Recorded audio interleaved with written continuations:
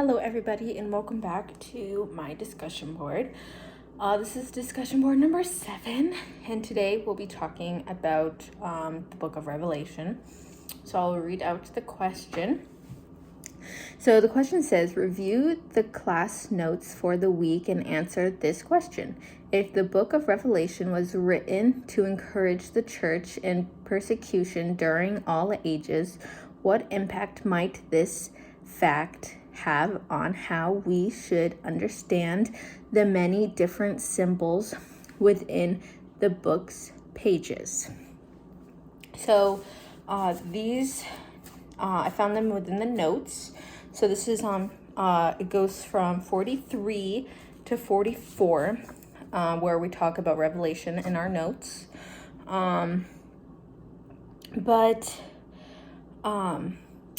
We know that Revelation is a very prophetic book, and in order to, I feel like, read it properly, we should all take the class hermeneutics, where we will learn. I've taken hermeneutics. Let me grab my book. I probably should have grabbed it before, but this is called Grasping God's Word by Duval and Hayes. And they have something called the interpretive journey. And if you're unfamiliar with the interpretive journey, it is, I probably should know it on top of my head, but I forget. I don't want to say it out of order because there is a specific order that it goes in. So step 1 is grasping the text in their town, which means, what would this mean for, why would so-and-so say this back then? So we need to grasp it in their town. Number 2, measure the width of the river to cross. Step number 3, crossing the Principal Bisling Bridge. Step 4, consult the biblical map. Step 5, grasping the text in our town.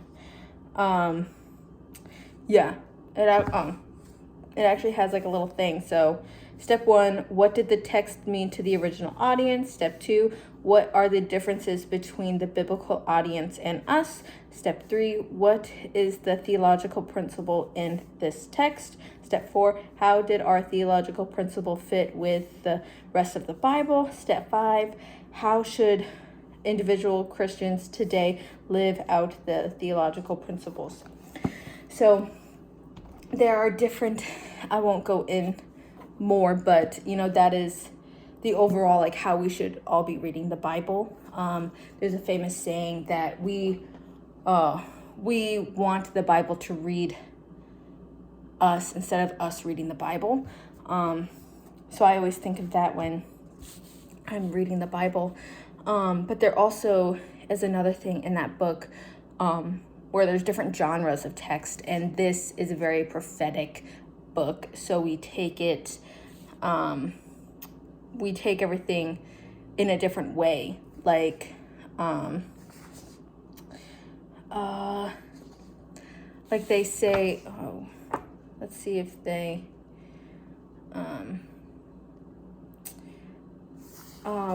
something would be like,